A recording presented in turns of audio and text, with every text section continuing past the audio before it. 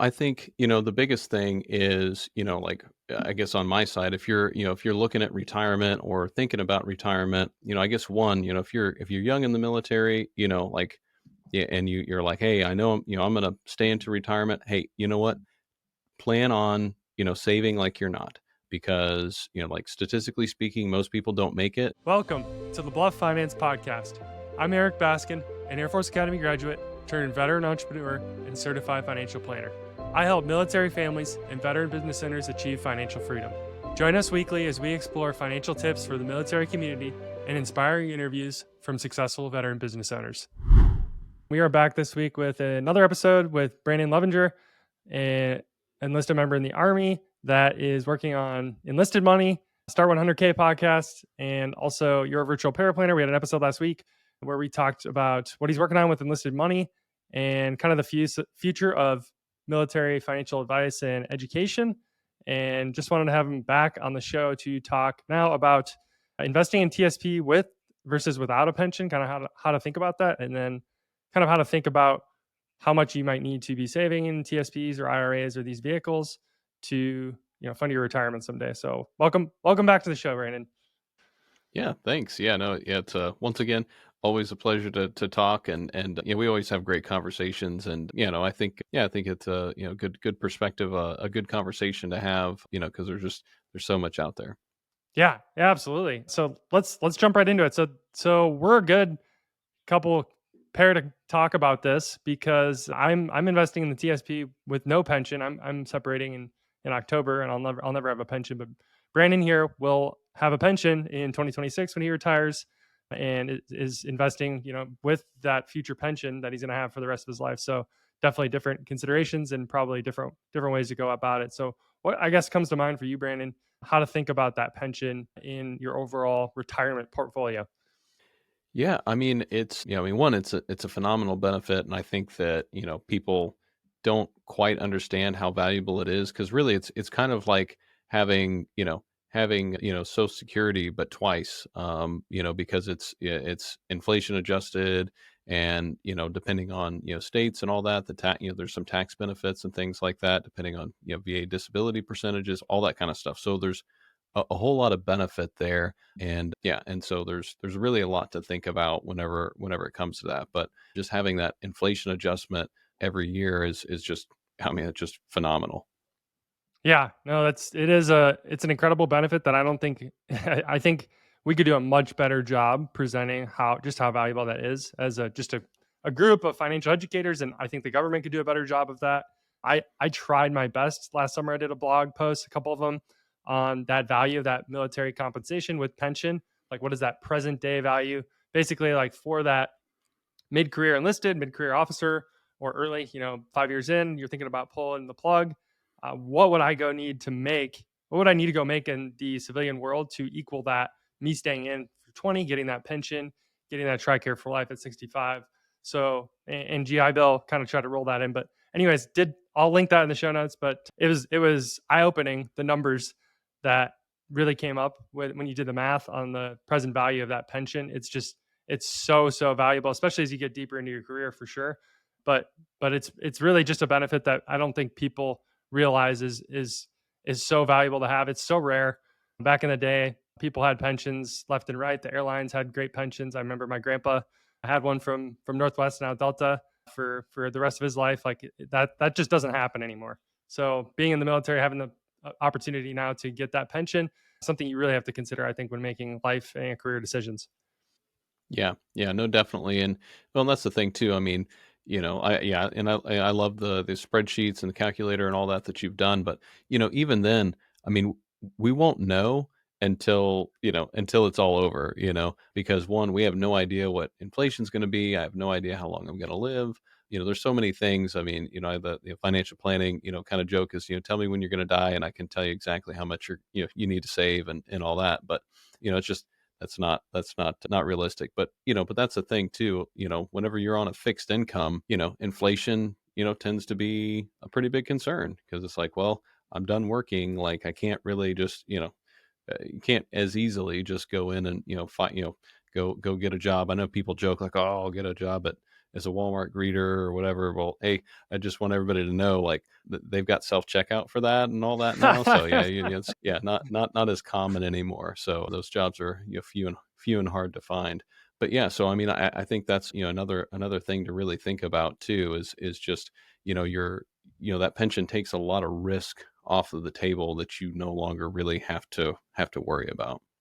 Yeah, no, absolutely. And it being again cost of living adjustments, like it's it's super rare and to have. I think one thing people also don't think about that you I'm not saying you can count on it 100%. Obviously, it's each individual person, but somebody that does 20 years and has had any sort of medical care is certainly probably going to have some sort of VA disability rating or the ability to apply for a rating and have a pretty good chance of getting one. So that's also a big component that people don't think about usually until much much later. So I guess I mean I'm going through that separation process right now. So the only thing I'll say on that is just be seen for medical issues while you're in service. Don't tough it out. Go get care not only to you know get better, but also to document what's going on with you, so that when you do separate or retire, you do get what you're lawfully entitled to. Yeah, no, yeah, exactly. Yeah, I mean, that's one of those too. I mean, it's like, it's one of those, another one of those benefits that that the military has. It's like, oh, you get free healthcare, yeah, but we're gonna make it so incredibly annoying and difficult to get. Yeah, I mean, I yeah, take I mean, offense to you that. I'm gotta, a hospital administrator. You better watch it, okay. Brandon. Oh, I'm well, all joking. right. I'm Well, joking. well, yeah, yeah. Well, maybe you can help me out then. But yeah, no, it just, it's one of those where, and also too, for me, I try not to go to the doctor. I try and yoga it away Yeah. or, something like that first. But, so by the time I get to the doctor, it's like, oh, well, actually, yeah, that hurts too. And there's that. And then, so I go into the doc one time and I've got, six follow-ups that I've got to do. I'm like, ah, man, this is why I don't go to the doctor. So, but anyway, but no, I mean, that's, that, like you said, that's super critical just to, it may not be an issue now, you might not have an issue with anything now, but later on it may become more important. So, if the military did something to mess your body up, then you're entitled to some type of could be, entitled to some type of compensation for that. So, and that's about taking care of your family too. So, if later on, your back gets to where you can't work, well, you know, you should be compensated for that if that was, hey, you fell off a, whatever, or yeah, hurt your back doing, ACFT or whatever the case may be. Like you should, there should be something for that. But yeah, but I mean that's, yeah, it definitely, good benefit, but also too, it's not always going to be, or actually I'd say most of the time that pension's not going to be enough to sustain your quality of life or your standard of living that you have now. So, investing is still important. Absolutely. Yeah, you hit the nail on the head there. And that's kind of what we wanted to talk about today. Is like, how do we think about this, I guess, at different stages of our career, investing in the TSP when, I think somebody like you've got what 3 years to go till retirement. So you're you're pretty sure you're gonna have that pension. So I think you can definitely consider that in your investment strategy. But when we're talking about maybe that younger member that doesn't know if they're gonna have it, or how do we kind of think about this pension for sure we're going to have it versus maybe we won't have it, we might have it. How do we think about that with investing in the TSP from your perspective? Yeah, I mean, well, I mean, that's just the thing, what I did was, and I've done this for, for a few years now, is I, take the, the DoD, little calculator on exactly, what your, estimated pension's going to be. I take that, I take the, the survivor benefit program, take that calculation out, out of there, how much that's going to cost. And then I look at kind of how much that's going to give me. And then for me, it makes it a little difficult because I don't know exactly what my actual like bills are going to be at my, final destination, like, my actual retirement place. I have an idea because I've lived there before, but, what I've always done is just wherever the most expensive place that I've lived in the military, I kind of base my, my needs, so my, what I need off of that, and then kind of calculate my FI number based off of that, and then I, subtract out my pension, and and all that. So then I know, like, okay, I need to, come up with X amount of dollars. So, um, Okay, and then when you come up with that, so you're taking your costs. So let's just give an example. Let's say you're gonna be spending $7,000 a month in retirement. You're going to estimate your pension and SBP are going to, or sorry, SBP is going to cost you $500. So let's say you got to come up with Yeah. $4,500 a month. We're getting that on an annual basis, and then we're like multiplying that by 25. Is that kind of like that 4% withdrawal rule? Is that kind of what we're thinking about? That's what we're going to have Um, for a portfolio. Yeah, I actually do mine by 28 just Okay. because I, yeah, well, yeah, because I plan on, retiring a little bit early, so so then the chances of me hitting an extra recession in there are a little, a Mm. little higher. So, so I kind of, I do 28 to, bring me about that 3.5% mark. So actually I have, if you want, I can pull back the curtain here, and Do it. I actually have my numbers the last time I did them. Well, So that'd be great. That would actually would be the best example because that's real live example. I love it. Pulls back the curtain. Okay. yeah, yeah. So I'm if you want narrating me to here for the step listeners. around here. Okay. So yeah, so my tentative retirement check based on the finance calculator or whatever on the DoD website is going to be, yeah, basically right at 38,500, which comes out to 3,200 a month. And then my survivor benefit program was right about $200 a month. So then that basically means my army pension is going to be $3,000 a month. And so it looks like, yeah, based on my current living expenses, that brings my FI number to $879,000, or $879,200. So, Okay. Okay. um, And I'll just bring up a point to go back to.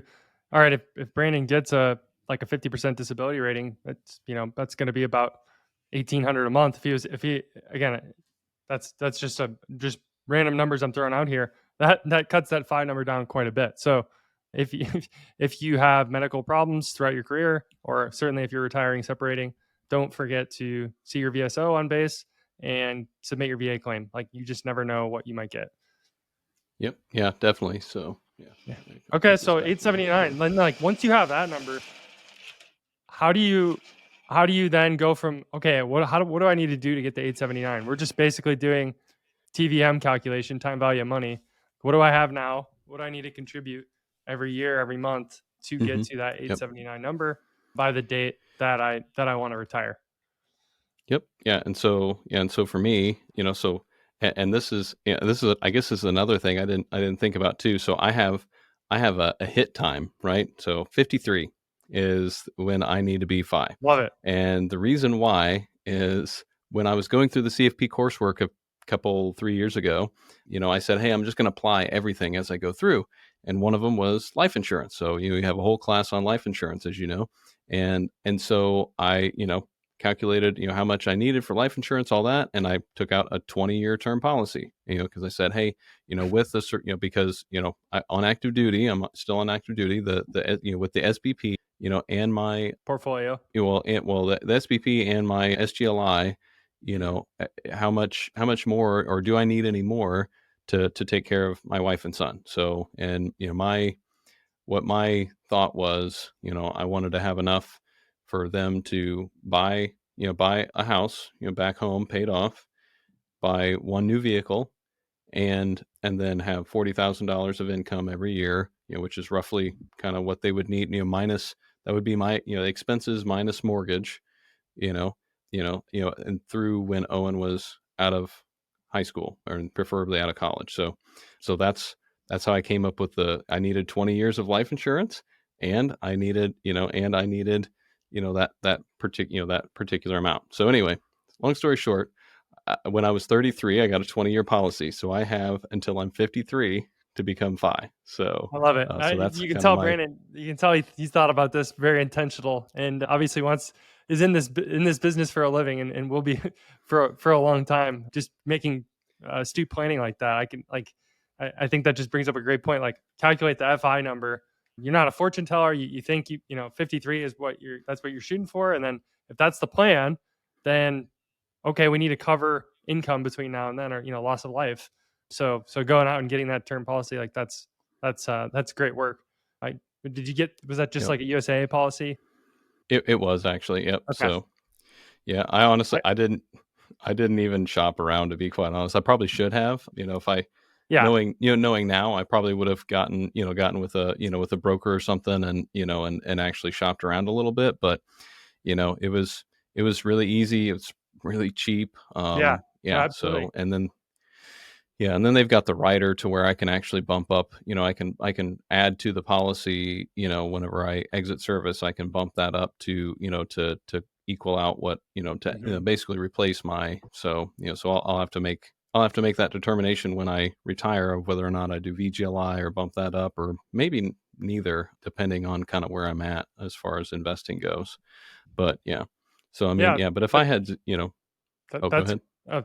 that's a great point. Just going out, obviously shopping around is like the best, but I would say USA, at least in my experience, I just got a term policy with them, and it was there's lots of term policies out there that you can get, but I don't know, that worked out well for me as well, and I'll just put a plug in there if you are separating or retiring or getting close to looking at getting a term policy in place sooner rather than later is usually a really good strategy. That is very, very expensive and really should be typically used as a last resort.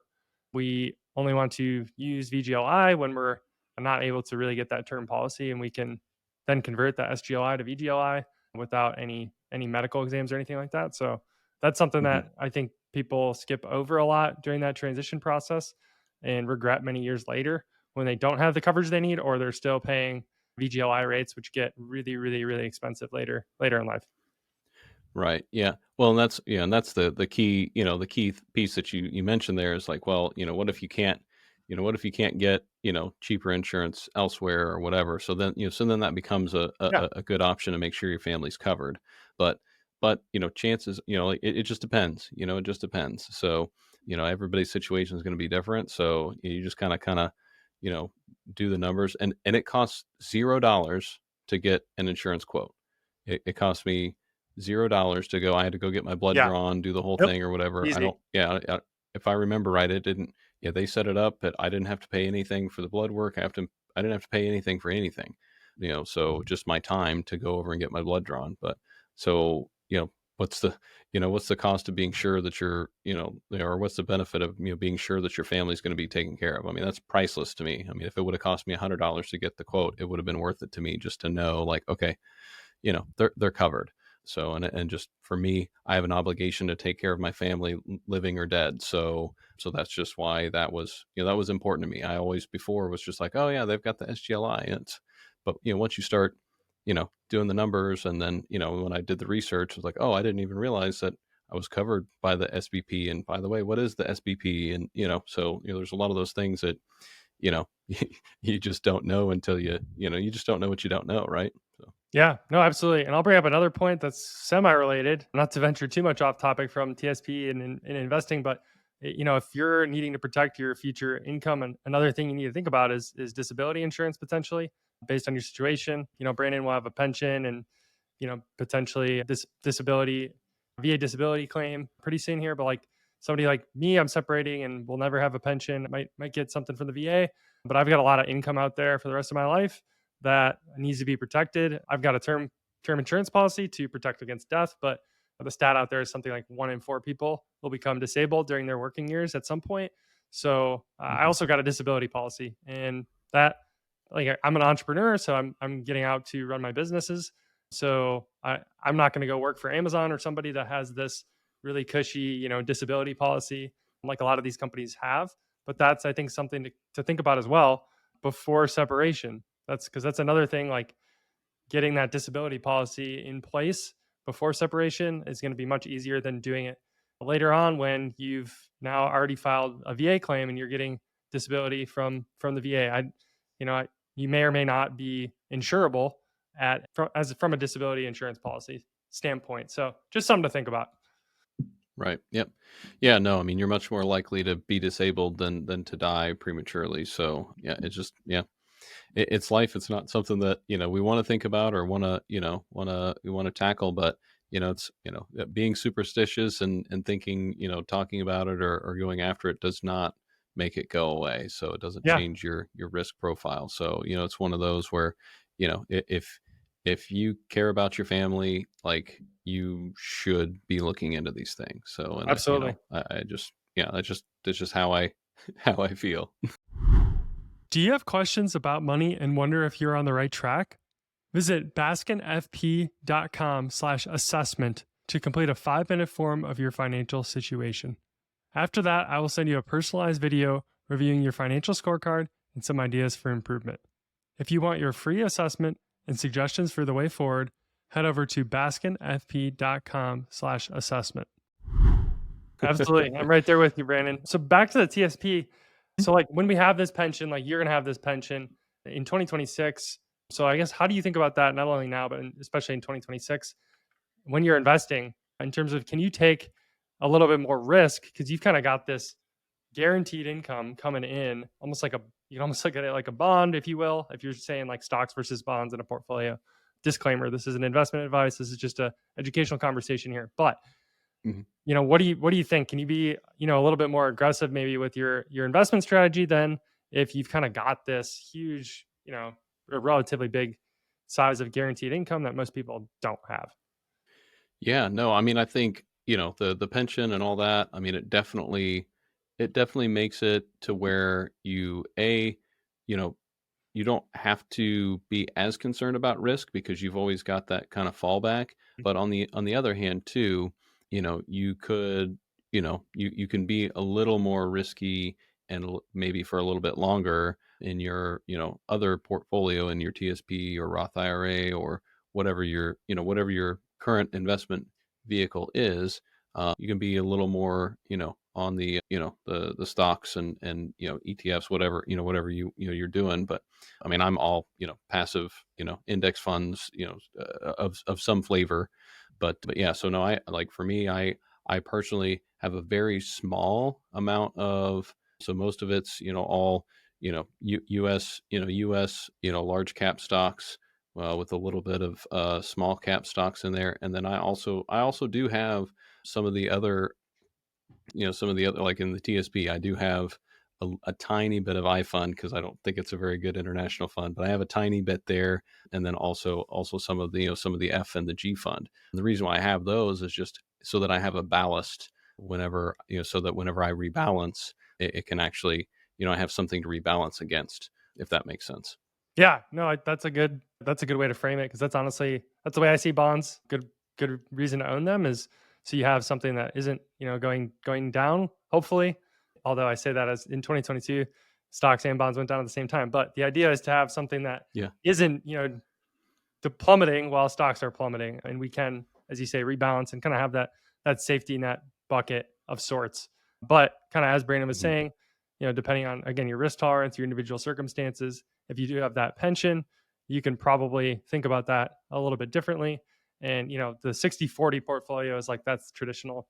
The book advice on a retirement portfolio, you can probably think about that in a little different light if you've got this guaranteed pension, especially if you have low living expenses. Like, I mean, there's people out there, there's dual, O5s or there's, dual E8s or whatever it is that, might have all of their living expenses covered by their pension. And, they don't maybe need to own bonds in their investment portfolio. It's as crazy as that sounds. And so it's just it really is dependent on your situation and your living expenses and your circumstances as to what might be best for you in the TSP or just any investing strategy.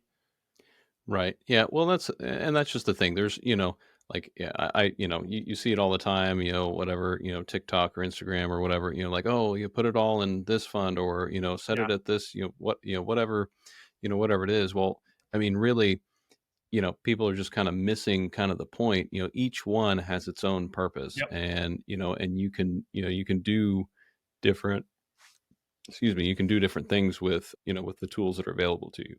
Yeah. Excuse me. So, yeah, so I mean, for, the small cap and stuff like that, I mean, that's, kind of, adds a little energy into there, and then, the like, we'll just, if we just to keep it simple, talking about the TSP fund, like, or, TSP funds, a lot of people, look at it and go, oh, well, I'm just going to put everything into, the C fund, or I'm going to put everything into this fund, or I'm going to put everything in, whatever.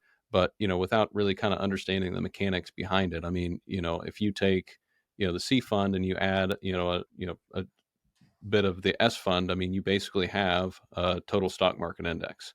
are pretty close. And so, so that's the thing that, people, think of, don't think about and look at. So, so if you have those, and then you have, a little bit of the F fund in there, as kind of a ballast, to rebalance those with, you probably, you can do everything that you need to with just, with just those three.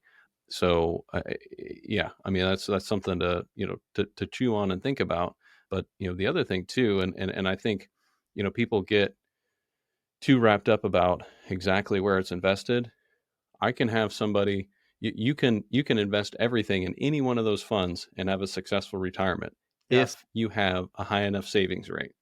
Okay. So, I mean, that's kind of the biggest thing is how much you're putting in there is going to matter a lot more than what it's actually invested in. So, and you don't have to even worry about, allocating, like, you can just pick one of the life cycle funds that's closest to when you'll turn 65 and just leave it and just concentrate on socking money away, and maybe even, and this is what I'm doing, building other income streams. Yeah, you nailed it on that. You took the words right out of my mouth. I think obviously your savings rate is the biggest determination of kind of how much you're going to have. And then I would say the other thing is just behavior. Like, somebody can be super successful investing only in the C fund or whatever, and somebody can be super successful never touching the TSP and investing only in XYZ fund in a taxable brokerage account or whatever. Staying convicted, understanding, like you said, understanding why you own what you own, like what it is, and then staying convicted with that strategy, I think is really the biggest thing. Because when you're not convicted, when you're jumping around to different funds or strategies based on what you see on TikTok or Instagram or whatever, or what you see in the news, China's doing something or the president says something. So then I'm going to go to my TSP and switch around my portfolio. Like that is the exact opposite of what you should be doing. So it's finding a Mhm. strategy that works, sticking with it, readdressing maybe once a year, rebalancing, as you said. That's going to be the biggest determinants. And also, the goal is not to grow the biggest TSP in the United States. The goal is to invest to reach your Right. goals. Mhm. Like that's the goal. So again, asking which fund to invest in at which day or which week is the wrong question, and it's really thinking about it the wrong way. It's like, what do I need to do to reach my goals, and how do I go about that? How do I develop a sound strategy for that, and then just go execute it well? Like I'll just use a personal example. Like we maxed out our TSP, like my wife and I early on. So we kind of got to a point this year where we were like, all right, we're at a good spot. Like I'm doing the math, I'm doing kind of what we talked about earlier.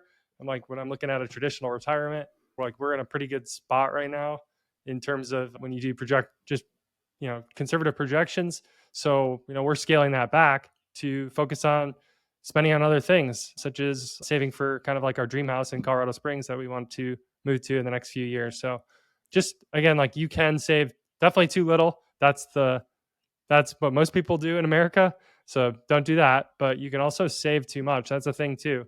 So ending as the I forget who said this. I think we'll give the credit to Carl Richards again.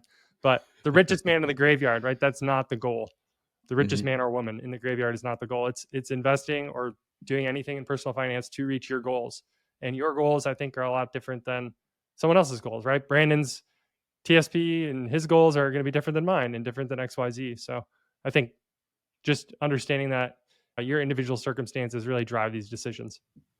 Yeah, no, definitely. I mean, that's the thing too, like it's just, thinking about what I want to do with that pension. So for me, I wanted my pension to be able to cover, like as much of our basic living, like just basic living expenses. So for us, we don't currently own a house, we rent. So whenever I get out, then we'll look at buying again.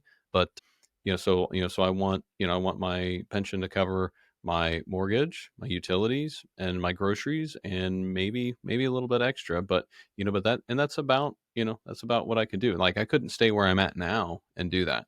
Like where I'm at is a very high cost of living area. But I mean, I don't really want to stay here, forever either. So, my plan is to move back, Kansas City area. Like we loved it there. So my son was born there. So, it's just it feels like home to us now. And so so I kind of look at that, but then, with that, like I know I can't just rely on that only. I'm going to have to do something else. I'm going to have to build other streams of income. So for me, I mean, whenever I get out, I want to build up a real estate, small real estate portfolio because I like that kind of stuff. I like my wife likes looking at the markets and finding homes and stuff like that. I like fixing things up. Like I grew up the son of a carpenter, and like I'm really good at taking something and going like, okay, I think I can make this into something and take it and run with it and really add some value and have some fun with it. So I don't sit I don't sit still very well. So knowing that about myself is also important. But but I also know I wouldn't be happy being a long distance realtor or paying Yeah. somebody to manage my properties for me. I'm just it would hurt me to have to pay, whatever, hundreds of dollars to have a plumber come and fix a toilet or whatever when I'm like, I worked You with a like doing it. plumber, in Yeah. high school. Like, yeah, I can replace everything on a toilet in an afternoon with, like $50. So like, Yeah. it just, it would drive me nuts to have to pay somebody to do that stuff. So, and some other people, they don't, like whatever, you do you, like, I don't want to, I don't want to deal with it.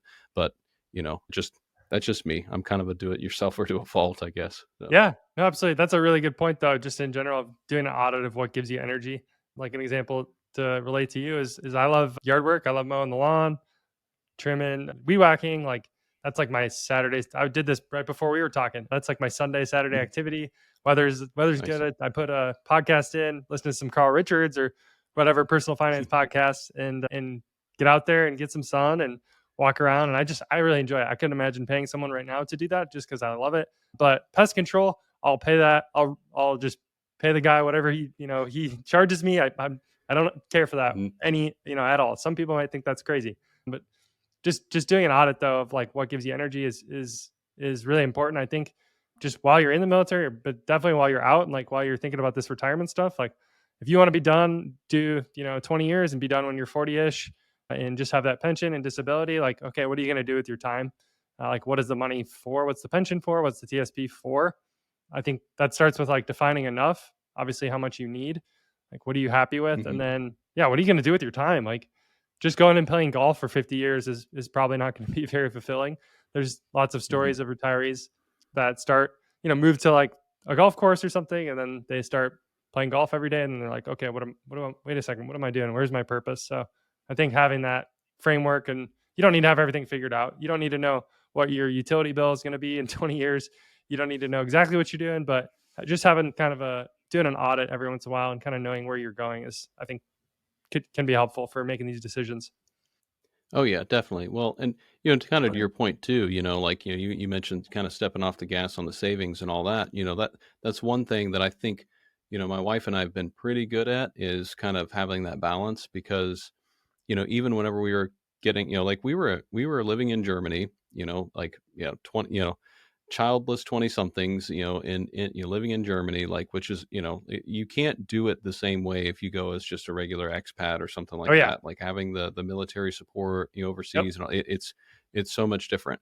And so like we kind of knew like we probably will never get to do this again, and we haven't. And so we kind of had that balance. Like, yeah, we spent a lot of nights just, hanging out, not doing much or whatever. But then, we also made sure we went on a cruise and went and saw, some different countries and stuff like that. We did a lot of, stuff in there. But, I guess what I'm trying to say is, you know, you don't want to, you don't want to just shove everything into an account, not knowing, if you actually even need it or not, and giving up, stuff that, like experiences that you may never be able to recreate again.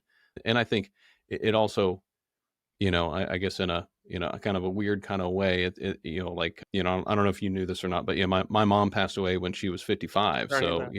so yeah, thanks. But yeah, no, it's, so that, it definitely brings, your mortality, straight into your face whenever, you have a parent die young. And so, so you really got to think about that too, is like, hey, you know what? We plan for forever and all this kind of stuff, but it could be tomorrow. You never know, when your number is up. And that's the thing that I want people to think about too, is like, don't give up everything for the future, but future you is going to need some help too. So you got to kind of balance that. Um, and yeah, and so you just like for us, we've also getting close to the end here. I've cut back my retirement savings significantly because I want to have enough cash on hand to let me get my business, whatever that ends up actually being, get that all kind of set up and make sure, like, yeah, when we're doing this transition, we want to have extra cash. I can Yeah. always dump it back in later. Yeah, absolutely. No, you bring up awesome point that I can totally relate to as well. Like, we're making some of those decisions right now. Like, we're dialing back on some of that TSP saving. Like, don't get me wrong, we're not done investing. We're still doing the Roth IRAs and still getting our match. But like one thing we're doing is we don't have kids yet either. We're probably a few years out. But before we have them, like Paris Olympics next summer, we bought tickets to that. So that's like again, like you say, a once in a lifetime trip. It's going to be really expensive. Could not imagine saving that money or investing that money instead. Like that will be a all-time trip, kind of the last one of the last big ones before we have kids that we'll remember and have, cherish forever. So could not imagine. I'm a spreadsheet guy. I know you are too. We're personal finance nerds, but at the end of the Mhm. day, you got to live outside the spreadsheets and really make sure you're utilizing that money for actually what it's for. Yeah. No, yeah, exactly. Yeah. Money's just a tool, and it's, it's just your efforts and your energy and your talent stored up. So, just like, a battery is storing, energy from Yeah. somewhere from, the sun or whatever, what have you, that's all that's all it is. It's all Yep. of your efforts and your energy and your talents stored up.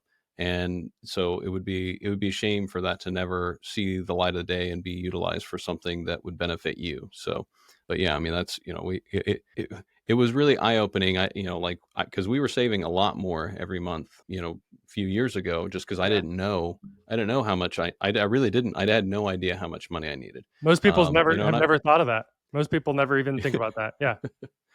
so yeah, but once I started, doing the pair planning and stuff, I was plugging my stuff into, e-money and right capital and all these, other softwares and like the Monte Carlo simulations for those that don't know what a Monte Carlo simulation, it literally just takes, your information and then runs it through 1,000 different scenarios, all the way from, like you retiring during the Great Depression to, retiring in the best times and gives you a probability that where you're sitting is going to be successful. And generally kind of 80, 70, 80, whatever, every planner has their own kind of idea of where that needs to be, but every single one, it was saying 100%, 100%. I was like, okay, we can probably we can probably step off the gas a little bit. And so that's what we've done. So we make sure and take trips. We went to Disney last year, all that. Like I knew that my son's only going to be 6 or 7 one time, like, Yeah. and Absolutely. so yeah. And it was great. It was totally worth it. I mean, just to see him drive the Millennium Falcon, and to meet Darth Vader, and Yeah. like all those those kind of things, like we wouldn't be able to recreate that in 5 years. Absolutely. Yeah. No, that's a great point. Your son is only 6 or 7 once. Like, I don't have kids yet, but I'm already thinking about like how do I make sure I'm making it to the ball game. Like I always say, I don't know, my son might play Yep. hockey or something, but I always call it the ball game. Like how do I make sure that the Hmm. decisions I'm making today are going to allow me to make it to the ball game in 6, 7, 8, 9, 10 years and beyond. Like how do I or coach it? Right, I want to be there. I definitely don't want to be working and missing out on life events and definitely events of my kids someday because you only get them for so long. So yeah, I think Yep. that's good. We'll wrap there. Thanks so much, Brandon. This has been a blast. Another really fun conversation. We'll have to do it. Maybe we'll have another one on Monte Carlo sometime. You brought up some thoughts in my head. We can debate Monte Carlos and the efficiencies of those and really There you how go. useful they are. I have some thoughts on that. But yeah, what do you think is a good action item takeaway from the episode for the folks that are listening? Yeah, I think, the biggest thing is, like, I guess on my side, if you're looking at retirement or thinking about retirement, I guess one, if you're young in the military, like, yeah, and you're like, hey, I know I'm going to stay into retirement. Hey, you know what? Plan on, saving like you're not. because, like statistically speaking, most people don't make it. And it actually isn't because it's not always because you choose to get out. Medical things happen, Yeah. life happens. Like it just, so I I would think it's say first say 80%. that. Yeah, 80% don't make it. Yeah. So that would be kind of the first thing is, no matter what, yeah, play like you're in it to win it, but save like you're going to leave next year. And then the other thing too is just really get clear about exactly what you need your pension to pay for and how much that pension will, like how far your pension will actually go. So then that way you can figure out what that gap is and get a little bit closer to, what you need to be saving. So that would be kind of my thing. Yeah, yeah, absolutely. And I'll just add on that. Yeah, if you're looking at getting out, really take a second and realize what your pension is worth and what you might be giving up. And if you're going to do that, right, how are you going to fill that gap going through that exercise to how much might I spend someday? We can't be fortune tellers. We have no clue of what we're going to spend in 40 years or 20 years or 10 or 5 even. But having some idea of that and backing into, okay, how much do I have today? How much am I investing? What do I need to invest going forward? And we definitely want to be conservative. We don't want to undersave, but we definitely don't also want to way oversave. So we talked a lot about that, aligning your values with your spending and your investing. Like we want to invest the money for a purpose and fund our goals, and not just pile up money that's just going to sit there for no specific purpose. So yeah, that's really it for us today. We will wrap it there. Thanks so much again, Brandon, for coming on. This has been awesome, and we hope to talk again soon. Yeah, yeah. Thanks again, Eric. Yeah, it's once again always a lot of fun, and yeah, I feel like I could talk for days. But yeah, no, I really appreciate you having me on. Thank you for joining us today. Do you want the exact financial planning framework that I use with clients? Go visit baskinfp.com where you can grab a free download of the ultimate military and veteran financial checklist to give you the bluff on what you need to be doing to manage your finances. We'll be back next week with some more content to help you on your journey to financial freedom. See you then. This is a friendly reminder that the Bluff Finance Podcast is general and educational in nature and does not constitute tax, investment, legal, or financial advice with respect to any particular individual or taxpayer. Please consult with your own tax, legal, financial, and other advisors regarding your own unique situation.